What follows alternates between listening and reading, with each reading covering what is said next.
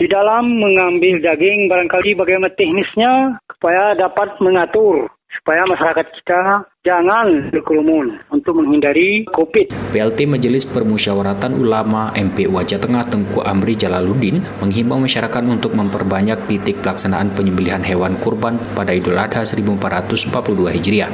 Himbauan itu disampaikan dalam upaya mengantisipasi terjadinya penularan virus corona klaster baru di Aceh Tengah. MPU katanya juga menghimbau panitia penyembelihan hewan kurban untuk membuat skema baru dengan mengatur jadwal penyembelihan, pembagian dan penyesuaian personil penyembelihan guna mencegah terjadinya kerumunan yang berpotensi tertular virus.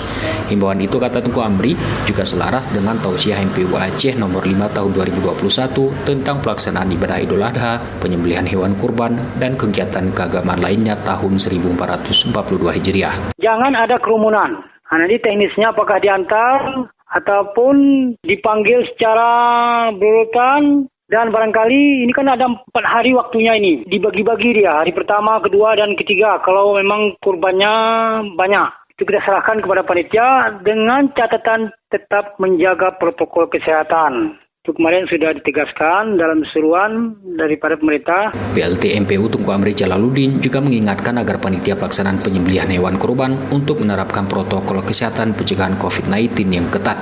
Ini penting menurutnya sebagai ikhtiar umat muslim agar terhindar dari wabah corona. Muhammad Sanusi, RRI Takingon, melaporkan.